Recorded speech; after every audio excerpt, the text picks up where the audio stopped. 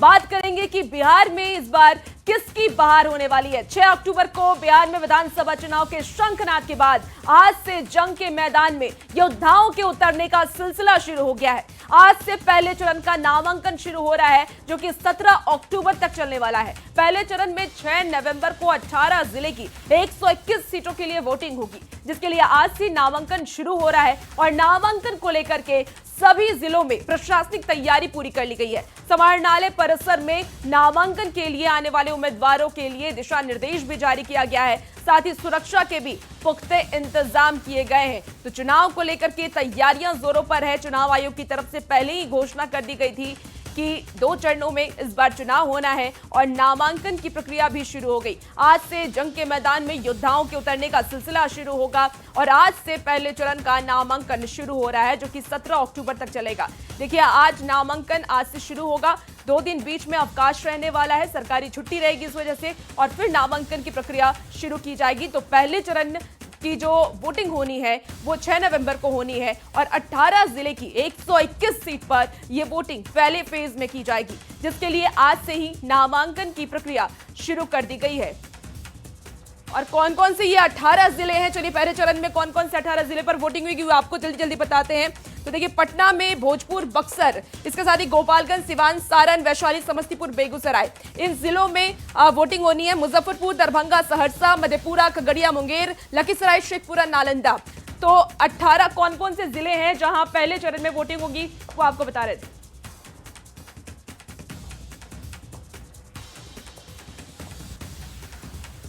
तो देखिए, पहले चरण के लिए आज से नामांकन की प्रक्रिया शुरू हो रही है। और लेकिन बिहार की सियासत में इन दिनों जो हाल है वो बेहद ही उलझा हुआ है, क्योंकि सीटों का बंटवारा अभी नहीं सुलझा है और वो मेरा हाल है वाली स्थिति बनी हुई है कि दोनों ही गठबंधन, चाहे एनडीए की बात कर ले या महागठबंधन की बात कर ले, एक जैसी ही स्थिति बनी हुई है, असमंजस की स्थिति बनी हुई है और अपनों को खुश करने में हर दिल दुखी हो रहा है। तो एनडीए में चिराग तले कितनी सीटों का अंधेरा बरकरार है। लगातार चिराग पासवान को मनाने की कोशिश जारी है। तो अगर हम जीतन राम मांझी की बात कर लें तो मांझी और उपेंद्र कुशवाहा के तेवर भी बीजेपी जेडीयू की परेशानी बढ़ा रखी है। फिर भी गठबंधन के हर नेता ऑल इज वेल कहते हुए नजर आ रहे हैं। हर नेता ये कह रहे हैं कि सब कुछ ठीक है। दूसरी तरफ अगर हम महागठबंधन की बात कर ले तो देखिए, नेताओं की रातें करवटें बदलते बदलते बीत रही है, क्योंकि यहाँ भी कई कंफ्यूजन है। कोई भी फॉर्मूला फिक्स नहीं हो पा रहा है। आरजेडी के साथ ही कांग्रेस, वीआईपी के साथ ही लेफ्ट और बाकी नए साथियों को भी मैनेज करने की कोशिश करिए। और ज्यादा और आपको बड़ी खबर का रुख करेंगे और हमारे सहयोगी राहुल आपको बड़ी खबर बताएंगे।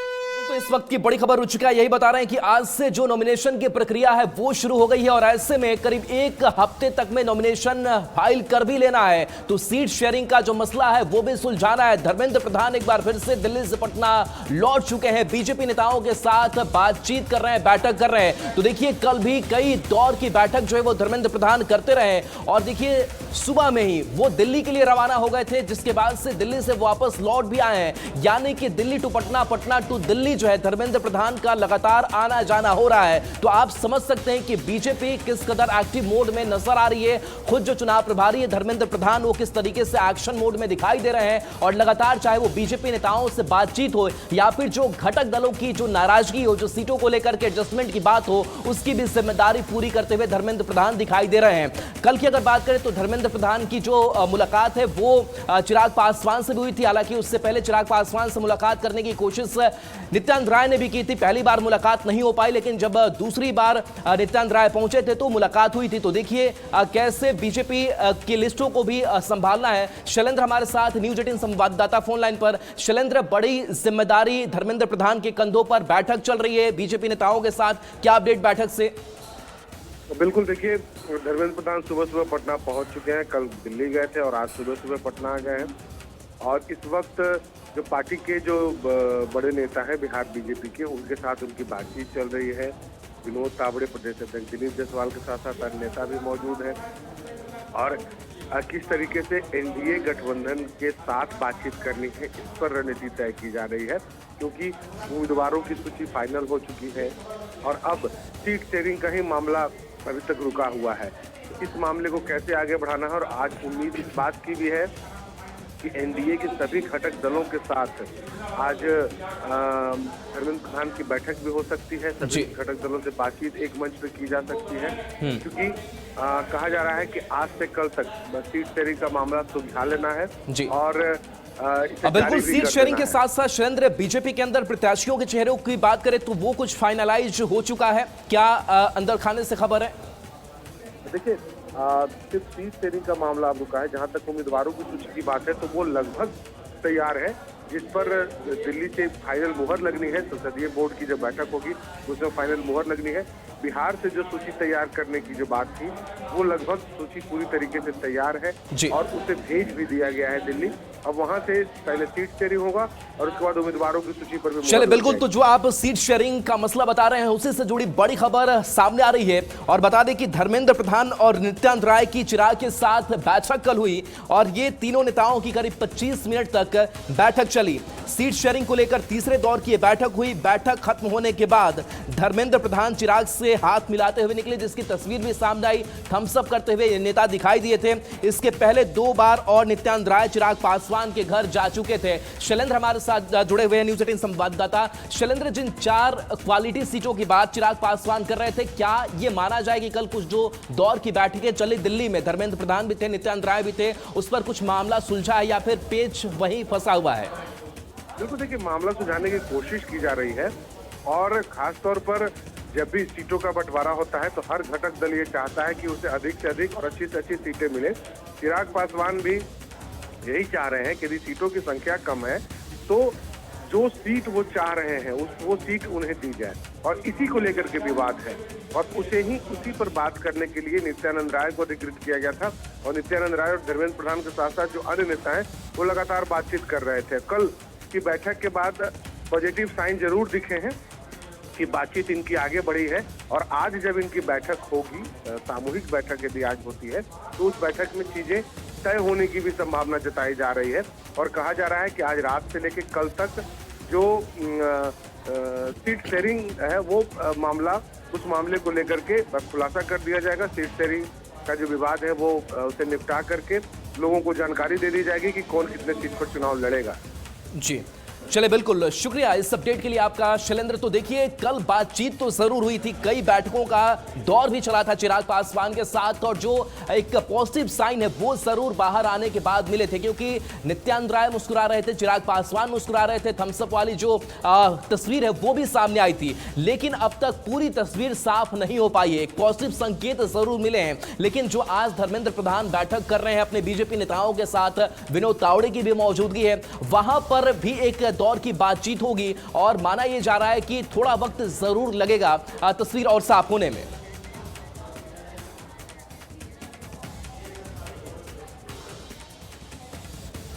अब देखिए, चिराग पासवान को लेकर के लगातार असमंजस बना हुआ है। चिराग पासवान लगातार सुर्खियों में है। अब जरा समझिए कि चिराग पासवान को लेकर के एनडीए में कहां पेच फंस रहा है। कहा यह जा रहा है कि चिराग पासवान 35 सीट की मांग पर अड़े हुए हैं, जबकि बीजेपी 22 सीट का ऑफर दे रही है। तो चिराग को 26 सीट मिल सकती है, इसकी संभावना है। ऑफर 22 सीट की है, टकराव में 4 सीट के अंतर बताया जा रहा है। चिराग को 22 प्लस 4 सीट खास सीट है, जिसपे चिराग ये दावा ठोक रहे हैं।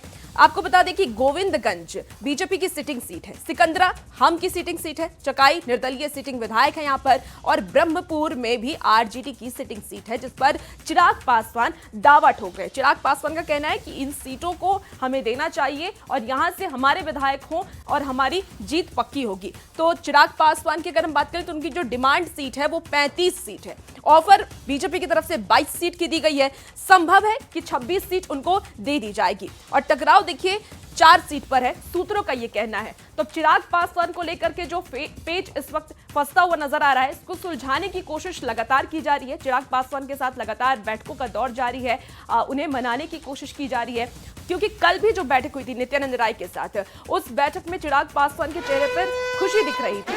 और देखिए, इसी बीच एक बड़ी खबर आ रही है, सहयोगी राहुल का रुख करेंगे। बिल्कुल देखिए, तो चिराग से चिकचिक के बीच बड़ी खबर एनडीए से सामने आ रही है, जहां एनडीए जो अपनी सूची है वो जारी कर सकती है, सीटों को लेकर के तस्वीर सामने ला सकती है। जो खबर सामने आ रही है एनडीए खेमे से, ये बड़ी खबर 13 अक्टूबर को एनडीए की तरफ से पहली सूची जारी हो सकती है, जिसमें एनडीए के सभी घटक दलों के कुछ उम्मीदवारों के नाम शामिल हो सकते हैं। खबर है कि कल यानी 11 अक्टूबर को दिल्ली में बिहार बीजेपी कोर कमेटी की बैठक हो सकती है। 12 अक्टूबर को कोर ग्रुप से उम्मीदवारों के नाम पर मंथन हो सकता है, जिसके बाद 13 अक्टूबर को पहली सूची जारी हो सकती है। हालांकि यह बताया जा रहा है कि एनडीए खेमे से यानी कि जो बाकी घटक दल हैं उनसे भी कुछ नाम सामने आ सकते हैं, लेकिन क्या चिराग पासवान से जो चिकचिक चल रही है वो चिकचिक इस बीच दूर हो जाएगी? क्योंकि आज की जो तारीख है वो 10 अक्टूबर को है और 13 अक्टूबर को एनडीए की पहली सूची जारी होने की खबर सामने आ रही है, यानी कि 2 से 3 दिनों का वक्त। और क्या ऐसे 2 से 3 दिनों में सीटों का जो मसला चिराग पासवान के साथ खास करके उलझा हुआ है उसको क्या सुलझा लिया जाएगा? क्या जब सूची जारी की जाएगी उस वक्त चिराग पासवान की भी मौजूदगी होगी? ये कई सवाल है, थोड़ा इंतजार जरूर करना होगा। और देखिए, इस बीच आरजेडी खेमे से भी एक बड़ी खबर आपको बता दें। आज आरजेडी संसदीय बोर्ड की बैठक होनी है। दोपहर 12 बजे सीट शेयरिंग पर बैठक की जाएगी। इसके साथ साथ राबड़ी आवास पर दोपहर में यह बैठक होनी है। खबर है कि केंद्रीय और राज्य संसदीय बोर्ड की बैठक होगी और आरजेडी अपने उम्मीदवारों के नाम इस दौरान फाइनल करेगा। लेकिन ये फाइनल नाम नहीं होगा, क्योंकि फाइनल नाम जो है उस पर लालू प्रसाद ही मुहर लगाएंगे। लेकिन एक मंथन के बाद से जो नाम तैयार किए जाएंगे, जो सूची तैयार की जाएगी, वो पहले लालू प्रसाद के पास और लालू प्रसाद यादव उस पर मुहर लगाएंगे। हमारे साथ रवि एस नारायण जुड़ गए हैं, न्यूज़ 18 संवाददाता। रवि, ये संसदीय बोर्ड की बैठक कल ही होनी थी, लेकिन कांग्रेस नेताओं का चूंकि दौरा था इसलिए उसको टाल दिया गया। बीच में प्रेस कॉन्फ्रेंस भी तेजस्वी यादव ने की, लेकिन आज संसदीय बोर्ड की बैठक में क्या कुछ हो सकता है? देखिए, संसदीय बोर्ड की जो बैठक है वो दोपहर में राबड़ी आवास पर बुलाई जानी है, जिसमें तमाम संसदीय बोर्ड के जो सदस्य बड़े चेहरे राष्ट्रीय जनता दल के हैं वो शामिल रहेंगे। और इस बैठक में आरजेडी अपने जितने तमाम जो उम्मीदवार हैं अपने खेमे के, उन तमाम उम्मीदवारों की जो सूची है वो तैयार होगी, उस पर मुहर लगनी है। पिछले कई दिनों से लगातार उस पर जो है होमवर्क चल रहा था, लेकिन आरजेडी जो है आज बैठ करके उस तमाम उम्मीदवारों की सूची तैयार करेगा और लालू प्रसाद यादव के पास ये अधिकृत किया जाएगा कि वो तमाम सूची को वो सबको दे और सिंबल जो है वो प्रदान करें। तो ये अगले 1-2 दिनों में गठबंधन के दलों की घोषणा होनी है। इससे पहले आरजेडी अपने उम्मीदवारों की जो तैयारी है वो पूरी कर लेगा। उम्मीदवारों की तैयारी के साथ बाकी घटक दलों के साथ सीट शेयरिंग का फॉर्मूला फाइनल हो रहा है? जी बिल्कुल, देखिए कल सुबह से लेकर के देर रात तक जो है लगातार बैठकों का दौर चलता रहा। एक बात पर 2 दिन से लगातार तमाम जो घटक दल हैं उनके साथ अलग अलग तेजस्वी यादव मुलाकात कर रहे हैं। कल देर रात तक मुकेश सहनी से मुलाकात की, उसके बाद राजेश राम जो है प्रदेश अध्यक्ष कृष्णा अल्लावरू वो देर रात तक वहाँ पहुंचे और कोशिश इस बात की गई कि जिन सीटों पर अदला बदली करनी है, कुछ वैसे सीटें जहाँ पे आरजेडी और कांग्रेस बदलना चाहती है, उन तमाम सीटों पर कवायद जारी है और कोशिश इस बात की है कि 1 से 2 दिनों में तमाम सीटों पर बातें जो है वो फाइनल कर ली जाए। चलिए, बिल्कुल नजर बना करके रखिए, अपडेट आगे लेंगे। शुक्रिया रवि इस अपडेट के लिए आपका।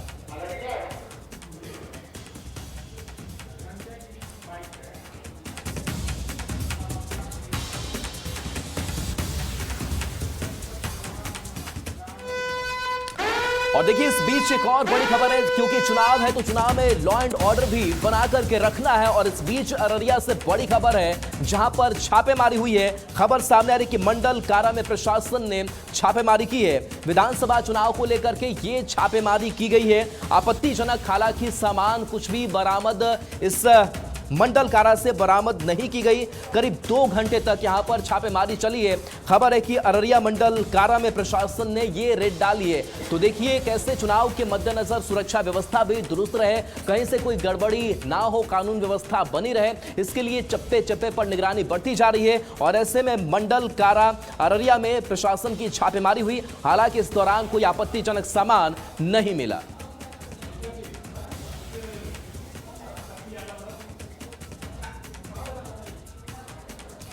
तो देखिए, विधानसभा चुनाव को लेकर के हलचल तेज है और बिहार में किसकी बहार और कुछ और खबरें हमारे सहयोगी रुचिका के साथ। बिल्कुल राहुल, तो देखिए विधानसभा का चुनाव नजदीक है और चुनाव की घोषणा हो चुकी है, ऐसे में तैयारियां भी तेज है। विधानसभा चुनाव के पहले चरण के नामांकन को लेकर के जिला प्रशासन ने तैयारी पूरी कर ली है और आज से शुरू हो रहे पहले चरण के तहत कुल 18 जिलों की 121 सीटों पर प्रत्याशी नामांकन करा सकते हैं।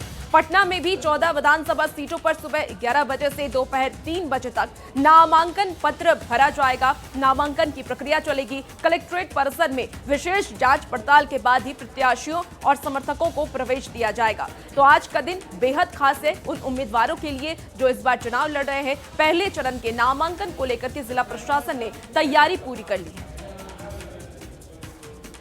नामांकन शुरू हो रहा है, जिसको लेकर सभी प्रकार की तैयारियां पूरी कर ली गई है। यानी 18 जिलों की 121 सीटों पर पहले चरण का आज से नामांकन शुरू होगा।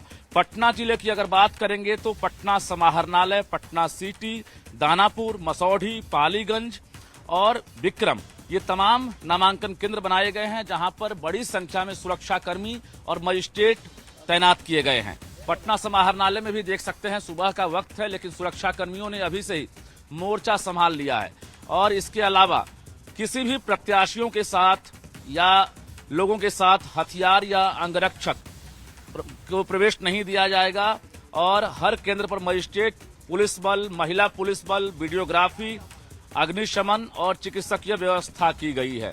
प्रत्याशी 3 वाहन और 5 लोगों को ही नामांकन स्थल पर ले जा सकेंगे।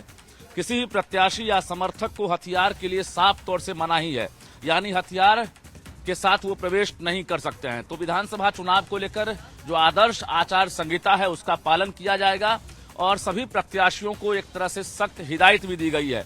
तो आज पहला दिन है, हालांकि देखना यह है कि आखिर कितने प्रत्याशी आज नामांकन करा पाते हैं, क्योंकि महत्वपूर्ण पार्टियां अब तक जो है प्रत्याशी की सूचना नहीं दी है और प्रत्याशियों की घोषणा नहीं की है। ऐसे में अभी सबसे जो कहा जा रहा है कि जो जनसुराज ने अभी जो घोषणा की है, तो उनके प्रत्याशी जो है आज कई जगहों पर आज नामांकन दर्ज करा सकते हैं। और बता दें आपको कि ये सिलसिला अभी फिलहाल जारी रहेगा, क्योंकि 6 नवंबर को ही वोटिंग होनी है और कुल 121 सीटों पर मतदान होना है। इसके अलावा 17 अक्टूबर तक जो है पहले चरण के लिए जो नामांकन पत्र है उसको दाखिल करने के लिए समय दिया गया है। 18 अक्टूबर को नामांकन पत्रों की जांच होगी और 20 अक्टूबर तक नाम वापस करने का जो है समय दिया गया है। तो चुनाव आयोग के निर्देशानुसार सभी जिलाधिकारियों ने तैयारी कर ली है। 18 जिलों में आज से नामांकन शुरू हुआ है। हालांकि ये पहले फेज के तहत नामांकन होगा, लेकिन सुरक्षा कर्मियों की बात करें तो वह सुबह का वक्त है, लेकिन मोर्चा संभाल लिए हैं और जिला प्रशासन तैयार नजर आ रहा है। कैमरामैन दीपक के साथ रजनीश कुमार, न्यूज 18 पटना। तो देखिए पटना से आप ये रिपोर्ट देख रहे थे, जहां तैयारी पूरी कर ली गई है, प्रक्रिया की शुरुआत होगी। और इसी बीच देखिए एक बड़ी खबर का रुख करते हैं, हमारे सहयोगी राहुल आपको बड़ी खबर बताएंगे। बिल्कुल, देखिए तो विधानसभा चुनाव का वक्त है और ऐसे में आचार संहिता भी लागू हो चुकी है। इन सब के बीच लगातार गाड़ियों की आवाजाही हो, गाड़ियों के अंदर क्या जा रहा है, इस पर भी लगातार प्रशासन की नजर बनी हुई है। इस बीच बड़ी खबर कटिहार से सामने आ रही है, जहां वाहन जांच के दौरान 5 लाख कैश जब्त किया गया है। कारोबारी का ये कार बताया जा रहा है, जिसके कार से ये कैश 5 लाख का जब्त किया गया है। कुलासी आउटपोस्ट के पास कार्रवाई हुई, पुलिस के साथ ही कार्रवाई की गई है। बता दें कि बंगाल के कारोबारी के रूप में पहचान इस कार वाले की गई है। आचार संहिता में 50,000 से ज्यादा कैश आप नहीं ले जा सकते हैं। कई प्रतिबंध आपके ऊपर रहता है, लेकिन जहां 50,000 आपकी लिमिट हो, वहां आप 5 लाख रुपए कैश लेकर जा रहे हैं तो सवाल खड़े होंगे, कानूनी कार्रवाई आपके ऊपर होगी। और यही हुआ है। बता दें कि डीएसपी रंजन कुमार सिंह ने इसकी जानकारी दी है। कैश जब्त कर पुलिस मामले की जांच में जुटी हुई है। आगामी विधानसभा चुनाव लेकर सघन अभियान चलाया जा रहा है चेकिंग का। उसी क्रम में जो है कि कोलासी ऑफिस शिविर में 5 लाख करीब रुपया जब्त किया गया है, जो एक मखाना व्यापारी का है। आपको दिखा रहे हैं ये वही बैग, देखिए लाल रंग की आपको बैग दिख रही होगी और इसी बैग में ये पैसे रखे गए हैं। और देखिए कुछ कपड़ा जैसा भी दिखाई दे रहा है, जहां पर आपको कैश दिखाई दे रहा होगा। तो आप इस आदर्श आचार संहिता में 50,000 से ज्यादा कैश लेकर के नहीं जा सकते, लेकिन इसके बावजूद ये कार से 5 लाख रुपए कैश की जब्ती की गई है। बताया जा रहा है कि ये जो कैश है वो बंगाल के कारोबारी का हो सकता है या फिर किसका है, उससे पूछताछ की जा रही है। लेकिन बंगाल के कारोबारी की कार से ये कैश जब्त किया गया है। पुलिस और एफएसटी ने यह बड़ी कार्रवाई की है। कुलासी आउटपोस्ट के पास एक कार्रवाई की गई है।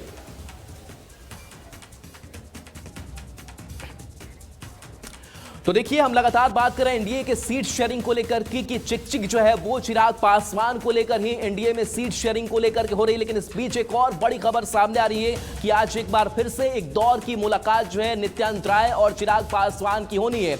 यह मुलाकात कल भी हुई थी और पॉजिटिव साइन जरूर मिले थे, लेकिन ऐसे क्या नौबत आई कि फिर से ये बैठक, फिर से ये बातचीत, यानी कि मसला अभी सुलझाना बाकी है। जो खबर सामने आ रही है कि आज फिर चिराग से नित्यानंद राय की मुलाकात होगी, नित्यानंद राय मुलाकात करेंगे। नित्यानंद राय और चिराग पासवान की मुलाकात होनी है और चिराग पासवान के आवास पर ही यह मुलाकात होगी। यानी कि कल जो बातचीत हुई थी, कल 2 से 3 दफे चिराग पासवान के आवास पर नित्यानंद राय पहुंचे थे और आज एक बार फिर से एक दौर की मुलाकात। तो देखिए, चुनाव जैसे